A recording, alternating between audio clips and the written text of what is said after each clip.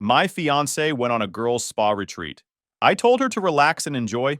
Then my friend sent me a photo of her and her ex in matching robes, drinks in hand. I had her stuff packed by the time she returned. Hey everyone! Before we jump into today's video, I need your help. We've noticed the channel is losing some traction, and subscribing is one of the best ways you can support us. It's quick, free, and it helps us keep bringing you awesome content. Your support means the world. Let's keep this channel growing together. Thanks so much. Now let's start the video. Hey Reddit! So my fiance told me she was going on a girls' spa retreat 3 weeks before our wedding. Said she was stressed and needed to relax. I didn't argue. Then I saw the photo, canceled everything, and packed her stuff. When she got back, she panicked. Her friend had the audacity to say, she's allowed to get closure. What happened after that? Total shit show. I, 32 male, met Alexis, 30 female, during my second year running my digital marketing agency. She walked into a networking event I was hosting downtown and actually asked questions about my work that weren't just setups to talk about herself. Refreshing change from the usual networking bullshit. I was 29 at the time, finally hitting my stride professionally after years of grinding. The agency had grown from just me to 5 employees and a modest office space.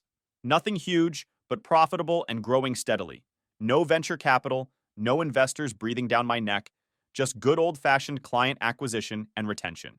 Alexis worked as an accountant at one of those mid-tier firms downtown. Smart, driven, and confident, without needing constant validation. She had this way of cutting through nonsense in conversations that I found attractive. No games, no cryptic texts, just straight communication. At least, that's what I thought at the time. 6 months of dating, and I knew she was different from my previous train wreck relationships. The last serious girlfriend before Alexis had borrowed my credit card for emergency gas and somehow ended up with $1,200 in online shopping charges. The one before that had a mysterious male friend who always needed her emotional support at 2 a.m. You know the type.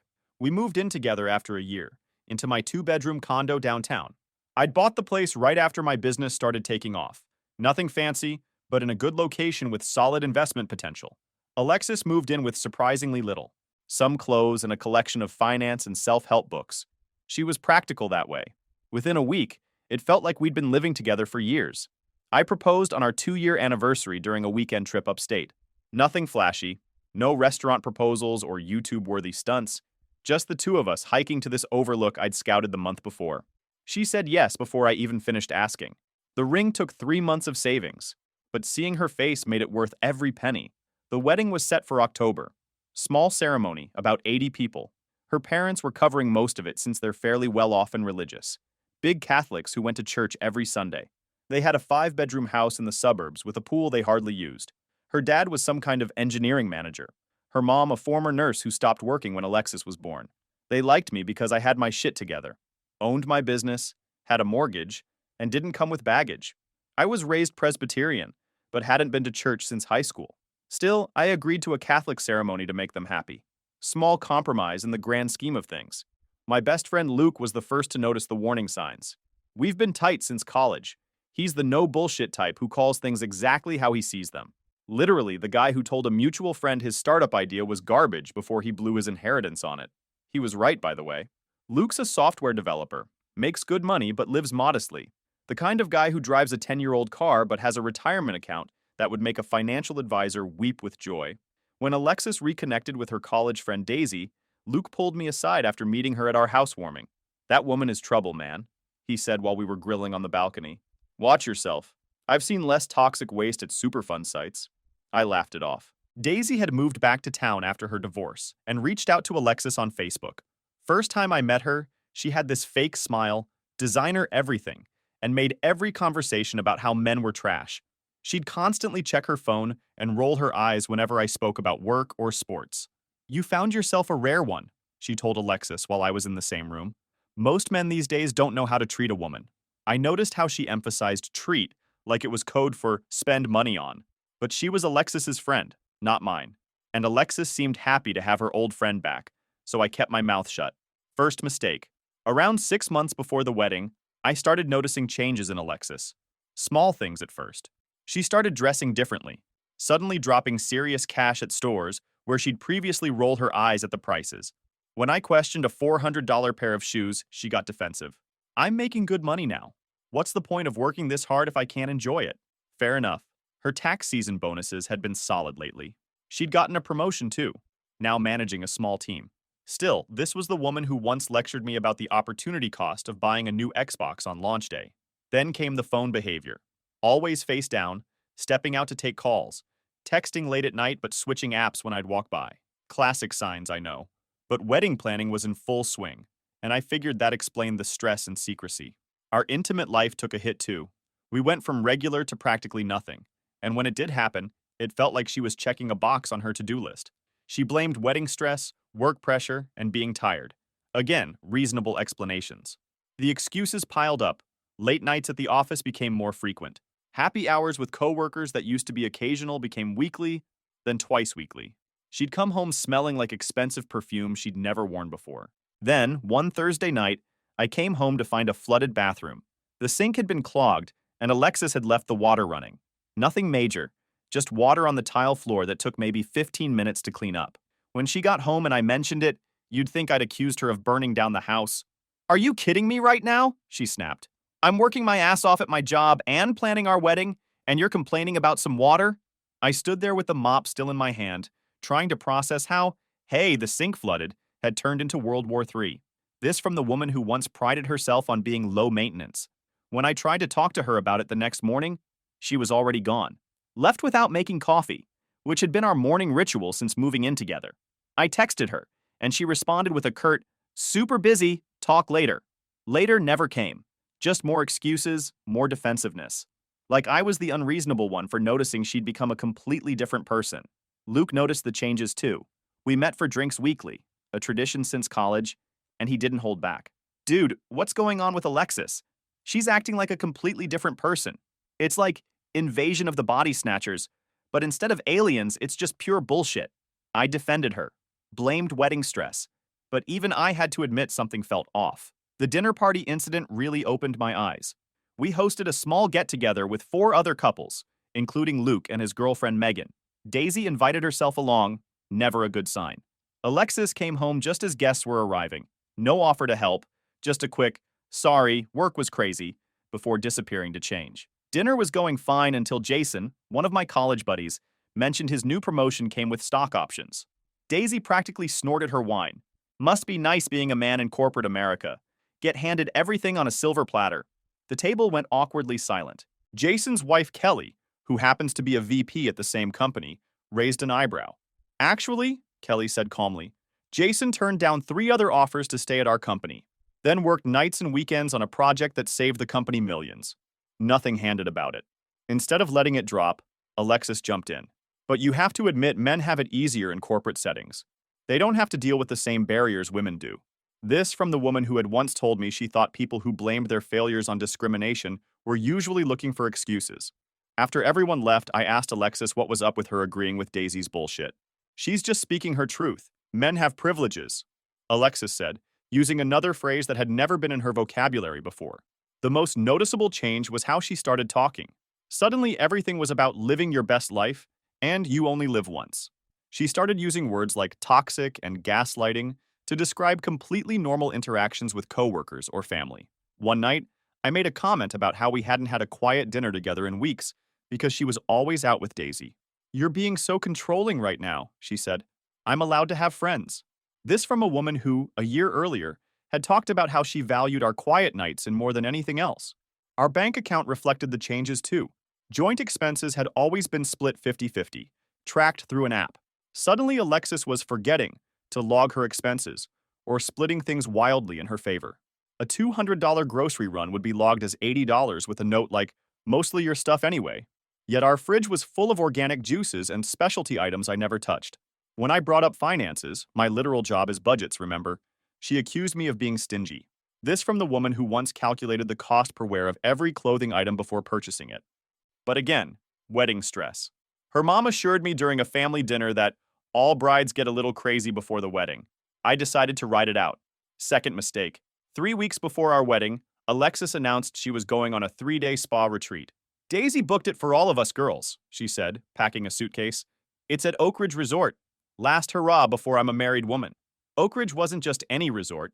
It was the kind of place that charged $500 a night minimum had private bungalows, and catered to the if you have to ask, you can't afford it crowd. Definitely not the kind of place Alexis would have chosen 6 months ago. The timing seemed odd with all the last-minute wedding details still hanging. The centerpieces hadn't been finalized. We still needed to confirm the final headcount with the caterer, and her final dress fitting was scheduled for that weekend. Can't you reschedule? I asked.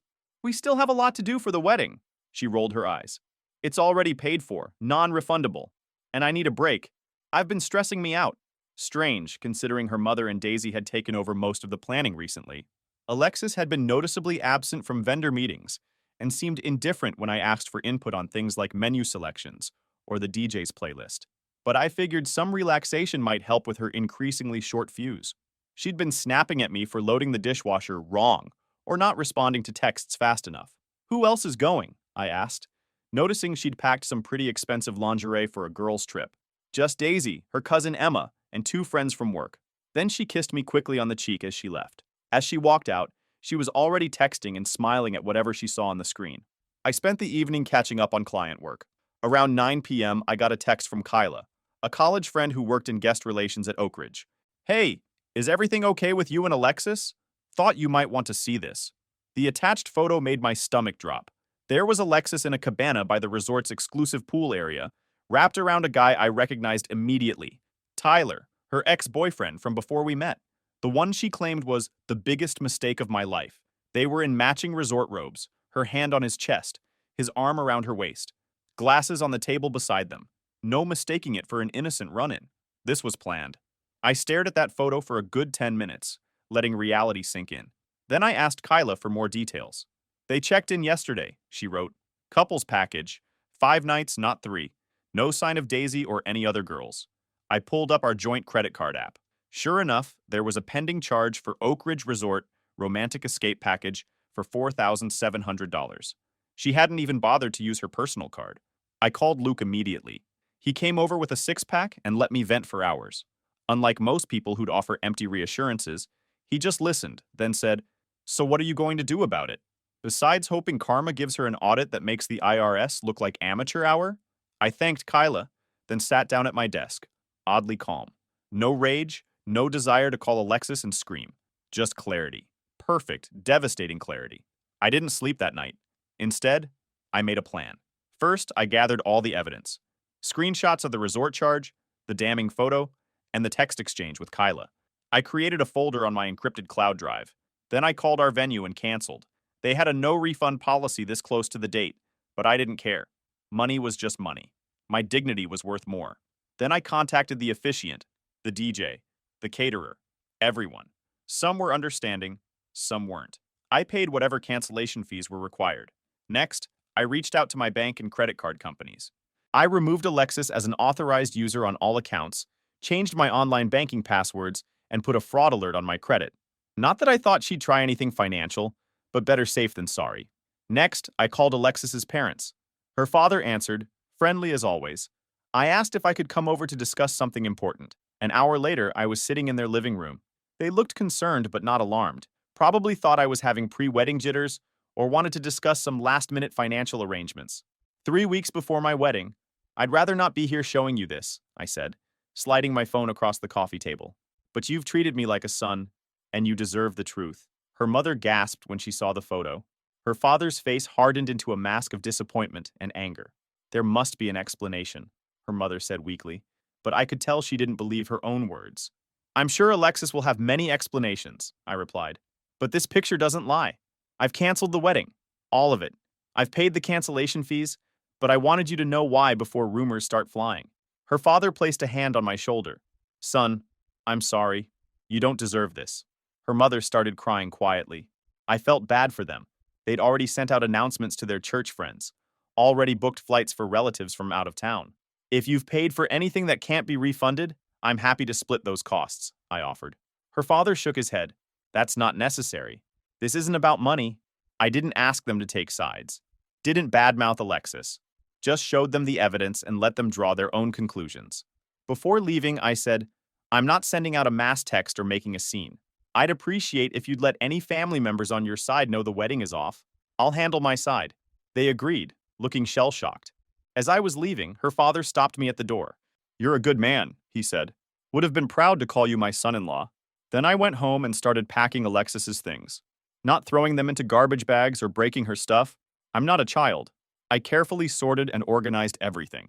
I moved all the boxes to our home office, which we'd been using as a workspace before all this happened. I changed the Netflix password, removed her from my phone plan, and contacted my bank to remove her as an authorized user on my credit card. Luke came over to help and brought pizza. Cold and calculated, man. I respect it. You're handling this better than I would. I'd be out slashing tires and making questionable life choices. Just being practical, I said, labeling another box. Next, I texted my closest friends to let them know the wedding was off and why. No dramatic posts online. No vague posting for sympathy. Just direct communication with the people who needed to know. By the time I finished, it was morning, and I felt strangely at peace. Alexis returned 4 days later, a day earlier than her couple's package scheduled. She walked in looking relaxed and tanned, then froze when she saw me sitting calmly at the kitchen table with Luke. You're home early, I said. Thought you had one more day of girls' time. She recovered quickly, eyes darting to Luke with clear annoyance. We decided to cut it short. Daisy wasn't feeling well. I nodded, then slid my phone across the table, the damning photo displayed on screen. Interesting, since Daisy wasn't there at all. The color drained from her face. Wait, it's not what it looks like. It's exactly what it looks like. You're at a couple's retreat with your ex while I'm at home finalizing our wedding plans. Or rather, canceling them. Her eyes widened. What do you mean canceling? Exactly what it sounds like. The venue, the caterer, the DJ, all canceled. I've already told your parents. They've seen the photo. That hit her hard. Her relationship with her parents, particularly her father, had always been important to her. The thought of disappointing them seemed to affect her more than getting caught cheating on me. You had no right to go to my parents behind my back, she said, voice rising. This is between us. Luke snorted. Pretty sure you waived the right to privacy when you used the joint credit card for your little love nest. Smart move, by the way. That's when she switched tactics, tears suddenly flowing. Please, you have to let me explain. It was a mistake. I'm not interested in explanations, I said calmly. The wedding is off. Your things are packed in the office. You need to find somewhere else to live. You can't just kick me out. I've been living here. I'm not kicking you out. I'm asking you to leave voluntarily, unless you want to stay with the fiancé you cheated on for 30 days more. Before she could answer, her phone rang. She answered it, stepping away from us. There was a knock at the door. Alexis closed her eyes in defeat as Luke walked over and opened it. Daisy stood there, all attitude and fake concern. Alexis, what's going on? I showed her the photo. Drop the act. You weren't at any girls' spa retreat. You're having her followed now? Talk about controlling. Daisy huffed, storming in like she owned the place. A friend works there. You're not checked in, but Alexis and Tyler are. Daisy's eyes narrowed. So what? She's allowed to get closure with her ex before getting married. It's healthy. Closure doesn't come with matching robes and drinks, Daisy, Luke said, barely containing his disgust. Must be a new therapy technique. Screwing your ex one last time before marital bliss. Very progressive. Daisy turned to Alexis. You don't have to explain yourself to him. He's clearly insecure and controlling. This just proves what I've been saying all along. It was fascinating watching them try to rewrite reality in real time. Like they genuinely believe their own bullshit. Alexis was frantically looking around. Where's all my stuff? Packed in the office. You need to take what you can and go. You can't be serious. Where am I supposed to stay? Not my problem. Maybe Tyler has room at his place. Or Daisy can put you up since you two are so close.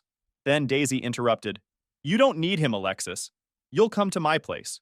Eventually, Alexis called her brother to help move her things. He looked uncomfortable, avoiding eye contact with me. I heard Daisy filling his ear with how controlling and abusive I'd been, how this was all a misunderstanding. Your parents said you can't stay with them, I heard him tell Alexis as they carried boxes out. They're pretty upset. As they were loading the last box, Alexis turned to me. This isn't over.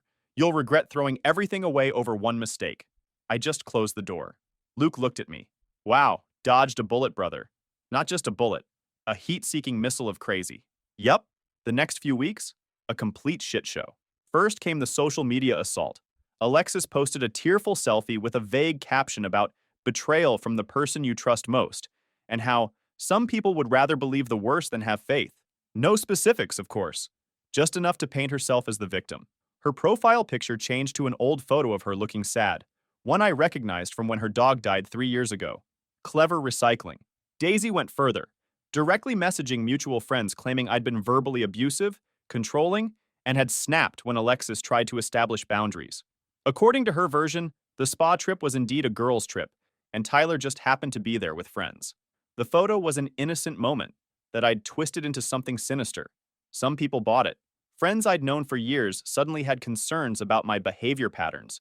They'd always noticed. Amazing how selective memory works. Our couple friends, Mark and Jessica, who we'd had dinner with twice a month for over a year, suddenly couldn't remember that Alexis was the one who'd pushed for marriage, not me. According to them, I'd pressured her and isolated her from friends, despite the fact that they'd witnessed me encouraging her to maintain her friendships when we first moved in together. I didn't bother defending myself to people who'd made up their minds. Waste of energy. Instead, I focused on those who mattered. Luke stood firm. People are showing their true colors, he said during our weekly beer session. The ones worth keeping around aren't buying this bullshit. Plus, now we know which of your friends are dumber than a box of rocks. He was right. My family never questioned my side of the story. My core group of friends, the ones who knew me before Alexis, reached out to check on me, not to accuse me. My sister Annie spent a weekend helping me rearrange my place, removing any traces of Alexis. The business attack started next. 3 one-star reviews appeared on my agency's Google page, all vaguely worded about unprofessional behavior and ethical concerns. They were posted by newly created accounts, but the timing made the source obvious. Then 2 of my clients received emails from Alexis's personal account, claiming to warn them about my unstable behavior and how I might damage their brand reputation. Fortunately, these were long-term clients who knew me well enough to forward the emails directly to me. "Thought you should see this," wrote the marketing director at my largest client, a regional bank. "Seems like someone has an axe to grind. Let me know if you need anything from our end to help address it." The final straw came when Daisy showed up at my office during a client meeting, creating a scene in the reception area about how I'd stolen Alexis's portion of the wedding deposits and how I was a narcissistic abuser. My office manager, Jen, had to threaten to call security before Daisy would leave. "What the hell was that about?" my client asked as we returned to our meeting. "Ex drama. Nothing to worry about." I switched back to the presentation seamlessly. Now, as I was saying about the Q4 campaign metrics, maintaining professionalism amid the chaos was crucial. I refused to let their drama affect my business or professional relationships. I'd been documenting everything: screenshots of the fake reviews, copies of the emails to clients, security footage from the office incident. I took it all to my lawyer, who sent cease and desist letters to both Alexis and Daisy. Daisy responded by ramping up her attacks, creating a fake profile in a local Facebook group to share a long post about how I'd financially abused Alexis throughout our relationship and was now withholding her property. The post claimed I'd forced Alexis to pay for the majority of our expenses while controlling her spending, that I'd isolated her from friends who saw through my manipulation, and that I was now refusing to return items of sentimental value. Complete fiction, of course. We'd split expenses 50-50 from day one. In fact, I'd often covered more when her student loans came due. And I'd packed every single item she owned with meticulous care, down to her elementary school yearbooks and the stuffed bear she'd had since childhood. That's when I filed the defamation suit. I included everything: the business interference, the false reviews, the social media posts, the scene at my office. The suit named both Alexis and Daisy, alleging a coordinated campaign to damage my reputation and business. My lawyer advised that while defamation is hard to prove, the business interference was clear-cut, and we had solid evidence of financial damages. The emails to clients alone constituted tortious interference with business relationships. The day the papers were served, my phone blew up with texts from Alexis. "Are you serious right now? A lawsuit? Please call this off. I can't afford a lawyer. My parents won't help with this. You're ruining my life over one mistake." I didn't respond to any of them. The time for conversation was over. 2 days later, Daisy's husband, apparently the divorce wasn't final, contacted me through my lawyer. He wanted to resolve this situation amicably. Turned out Daisy couldn't risk discovery proceedings that might affect her divorce settlement. He offered to have Daisy retract everything and sign an NDA in exchange for dropping the suit. I agreed, with conditions: public retractions of all statements, removal of all negative reviews, and signed agreements from both Daisy and Alexis to have zero contact with me, my business, or my clients going forward. They accepted. The lawsuit disappeared, as did all the negative reviews. Alexis's social media suddenly became focused on personal growth and new beginnings. Daisy went completely private. Problem solved. Then about 2 months after the defamation settlement, I ran into a mutual friend, Chris, at the gym. We'd lost touch during the fallout. He hadn't taken sides, just quietly stepped back from both of us. "Seen Alexis's Instagram lately?" he asked between sets. I shook my head. I'd blocked her on everything. She's been posting nonstop about her and Tyler. Lovey-dovey stuff, finally with the right person. All that. Started right after you two split. I wasn't surprised. Good for her. Yeah, well, karma's a bitch. Sarah saw them fighting outside a restaurant last week. Apparently, he's not so keen on settling down, still hitting on bartenders while Alexis is in the bathroom. I just nodded. Not my circus, not my monkeys anymore. 2 weeks after that, Chris texted me. "Holy shit, did you hear what happened with Alexis and Daisy?"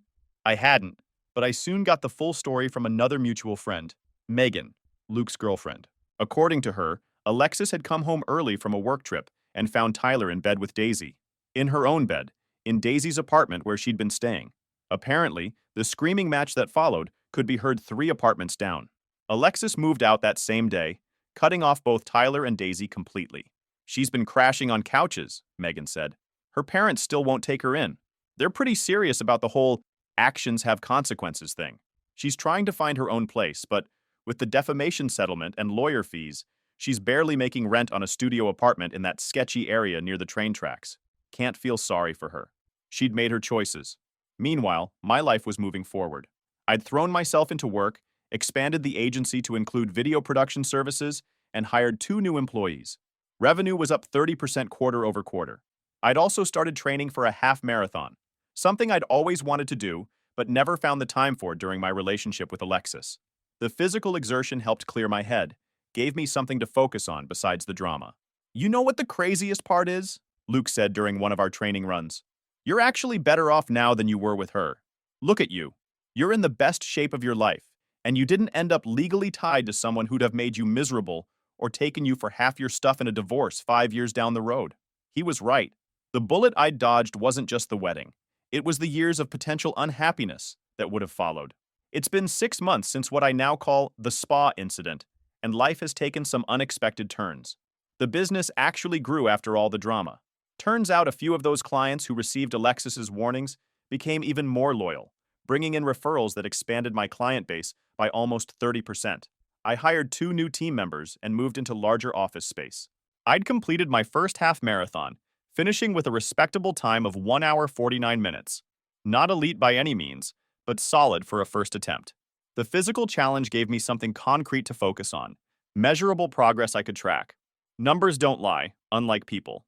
I'd been quietly dating someone new for about 2 months. Natalie, a graphic designer I met through a client. Smart, independent, and refreshingly drama-free. She didn't do social media, didn't need constant validation, and called bullshit when she saw it. Luke approved immediately. "This one's an adult. Also doesn't look like she'd stab you in your sleep," which is a nice upgrade. Natalie ran her own freelance design business, had her finances in order, and valued straightforward communication. She was the anti-Alexis in many ways.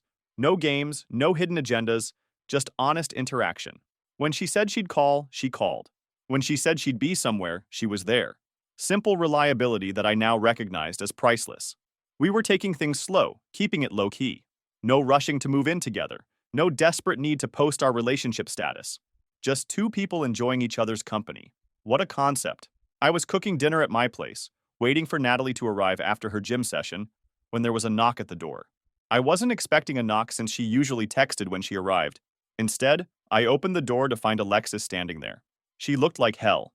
Dark circles under her eyes, hair pulled back in a messy ponytail, wearing clothes that looked slept in.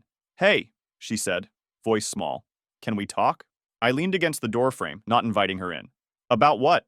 "I've been doing a lot of thinking. About us. About what happened. I made a huge mistake." "Yeah, you did," I agreed flatly. "I was manipulated, you know? Daisy got in my head, told me I was settling, that I deserved more excitement, that you were controlling me. Classic deflection. Always someone else's fault." I noticed she was wearing her good watch, the one her parents had given her for graduation, probably trying to look more put together than she actually was these days. Tyler and I, it wasn't what I thought it would be. He hasn't changed at all. Still the same immature, selfish guy he always was. I see that now. I heard the elevator down the hall chime. Natalie rounded the corner, flushed from her workout, gym bag over her shoulder. Her face lit up when she saw me, then turned questioning when she noticed Alexis. Sorry, I'm late, she said, walking up to us. Class ran over. She gave me a quick kiss, then extended her hand to Alexis. Hi, I'm Natalie. Alexis stared at her, then at me, comprehension dawning. Natalie was everything Alexis wasn't. Athletic, with natural beauty that didn't require an hour of makeup. And right now, even in workout clothes, she looked a million times better than Alexis in her carefully chosen win him back outfit. I could see Alexis calculating, recalibrating her approach. The reconciliation speech she'd rehearsed was useless now. You've got to be kidding me, Alexis said, voice rising. It's been 6 months and you've already replaced me? With her? Natalie's eyebrows shot up, and she looked at me questioningly. Alexis was just leaving, I said, putting my arm around Natalie's waist. So that's it? 2 years together. And you just move on like I meant nothing? How long after I left did you wait before fucking someone new? Alexis was practically shouting now. You need to leave, I said firmly. Now. The fight seemed to drain out of Alexis all at once.